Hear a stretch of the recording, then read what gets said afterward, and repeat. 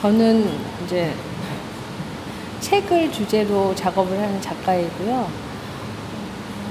처음에 제가 대학을 졸업하고 이제 유학을 떠나서 처음으로 작가로서 이렇게 면모를 보여준 주제는 보자기였었어요. 근데 이제 보자기는 제가 거기에 담고자 했던 것은 보자기에 물건을 담는 것이 아니고 거기에 뭐 생각이라든지 기분이라든지, 그래서 희노애락 뭐 그런 철학 같은 거를 담는 주머니라고 생각을 했고요.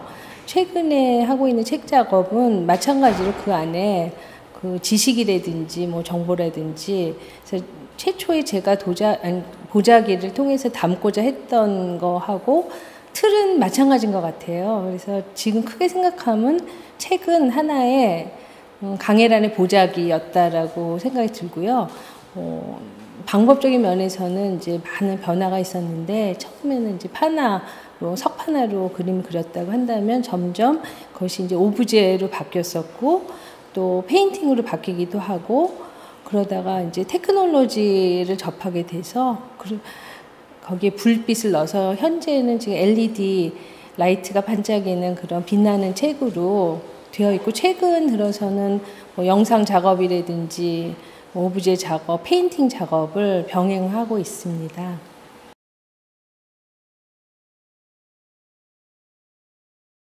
전자책하고는 좀 개념이 전자책이라기보다도 뭐 LED를 써서 디지털북, 그 다음에 이제 그 안에 개념 자체가 디지털적인 개념이라고 볼 수 있거든요. 그래서 이제 보통 책은 두툼하고 그 안에 글씨가 많이 써 있고 이렇게 물질 같은 느낌이 든다면, 제 책은 그 안에 상상을 통할 수도 있겠지만 그 안에 많은 데이터를 넣어서 무한대로 펼쳐지는 그런 안에 그 공간이라고 해야 될까? 그래서 빛을 넣는다면 오히려 또 그게 공간다운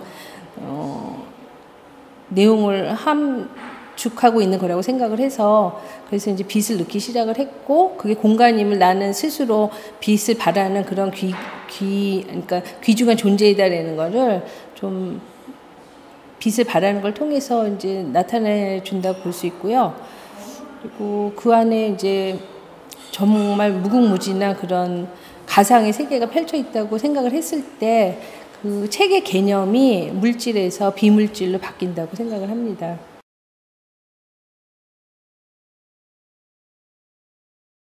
그래서 처음에 시작했을 때는 이북 같은 것이 생겨나지 않았을 때 이제 저게 만들어졌거든요.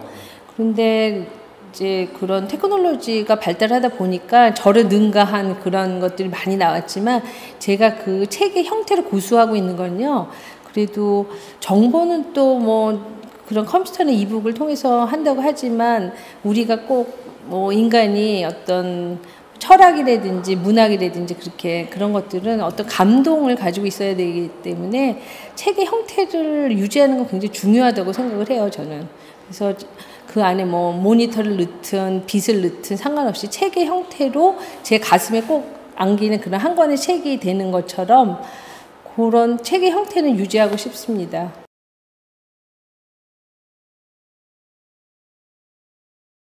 처음에 제가 외국 뭐 비엔날레나 외국에서 좀 활동을 하다 보니까 서양 책에 좀 너무 집중을 했었던 것 같아요.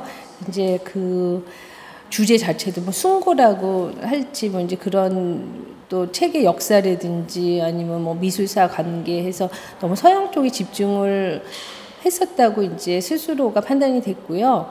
그래서 한 3, 4년 전에 다시 이제 한국적인 걸 가지고 이제 접근을 하기 시작했는데, 한문책 같은 것들을 좀 그 플라스틱 책이지만 한문책의 형태를 가지고 있는 것을 만들어내고, 그다음에 실로 꼬맨 것 같은 이제 그런 한식 책을 만들었었어요. 그러다가 이제 주제가 여성으로 가게 됐고, 이제 저를 돌아다 봤을 때 그 한국적인 여성이 어떤 모습을 하고 있나, 그런 것들을 이제 주목하기 시작했고, 처음으로 만든 작품이 신사임당의 사친이라는 한시를 가지고 이제 작업을 했어요. 그래서 그 한시를 한자에 텍스트가 막 이렇게 영상으로 표현되는 그런 작품을 했고, 같이 이제 거기에 설치 작품을 하다 보니까 빛나는 한식책과 그다음에 이제 그 한식 방에 어울릴 만한 그런 가구, 오브제 같은 것들을 같이 시작을 했고, 그러다 보니까 이제 그것은 이제 조선시대의 여성상에 관한 이야기였었고요. 그다음에 지금 사회 문제가 많이 이제 알려져 있는 여성 운동 그런 것들에도 집중을 했었고, 이번에 개인전에 나오는 작품은 위안부에 관한 문제인데요. 88년에 이제 위안부 문제가 처음으로 사회에 이제 나타나게 됐는데, 저의 조그만 그런 작품이지만 그런 것들을 통해서 기록으로 또 남겨야 된다라는 데서 저의 어떤 책으로서의 어떤 선택이 된 것이고요.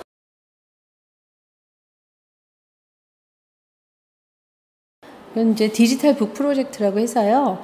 많은 제가 부르는 이제 디지털 북, LED를 넣었다고 해서 디지털 북이라기보다도 그 개념 자체가 그냥의 책이 아니라 그 안에 시간과 공간이 들어있다는 그런 암시를 주면서 빛을 통해서 무한한 어떤 가상의 공간을 우리가 유추할 수 있고 상상할 수 있는 그런 책들인데, 그것을 한꺼번에 100권, 200권 모아서 커다란 서고를 만들어서 그것을 디지털 북 프로젝트라고 명명을 했고요. 이 작품은 이제 각종 비엔날레 이제 출품을 많이 했었는데, 이제 세비야 비엔날레에서는 그 책방을 주셨어요. 책방에 이제 일반 서적이 꼽혀 있는데 같이 저 디지털 책들을 군데군데 꼽는 그런 작업을 보였고, 또 제가 하이퍼북이라고 부르는 게 있는데, 이제 똑같이 디지털 북하고 비슷하게 생겼는데 LED 텍스트가 지나가서 그 책의 내용을 알려주는 그런 책도 그 미술관에서는 전시를 했고, 미술관 앞에 있는 책방에서는 이제 그 디지털 북을 또 같이 전시를 했고, 알람브라 궁전에서는 2권의 빛나는 책인데 그 안에 모니터를 넣어서 영상 작품이 보여지는 그런 작품을 이제 출품을 했었어요.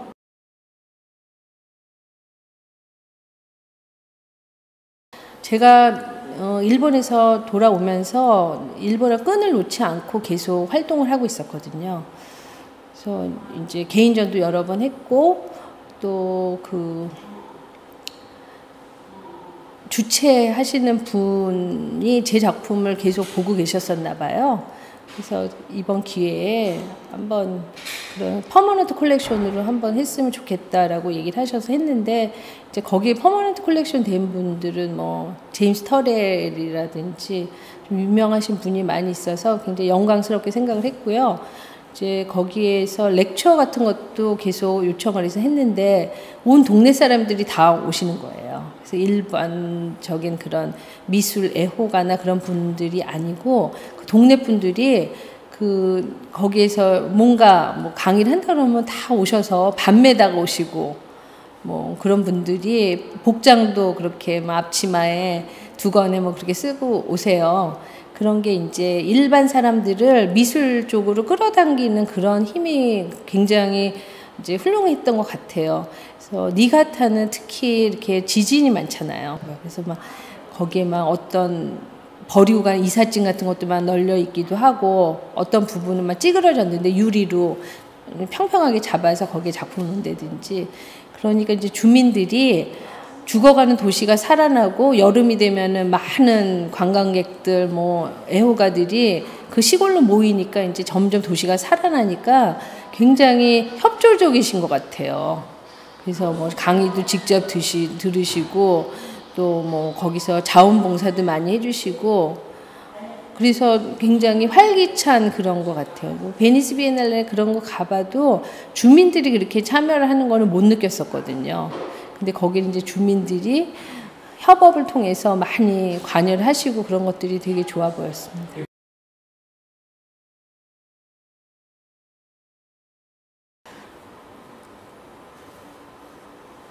글쎄요. 그러니까 뭐 도큐멘터 같은 경우에는 향후 10년에 어떤 미술이 가야 될 길을 제안을 한다고 그렇게 얘기를 들었거든요. 비엔날레도 마찬가지라는 생각이 들어요. 그래서 우리가 어떻게 미술이라는 것이 변화해야 되고 어떻게 수용해야 되고 그런 것들을 담론들을 만들어가는 그런 장이라고 생각을 하니까 조금 더 혁신적이고 미래적인 그런 작품들이 많이 소개를 됐으면 좋겠고, 한편 또 과거에 스쳐갔지만 꼭 봐야 될 그런 작품들도 다시 좀 보여주셨으면 좋겠고요. 그때그때마다 뭐 주제가 있으시니까 훌륭한 작품, 훌륭한 작가들을 많이 소개시켜주면 좋겠죠.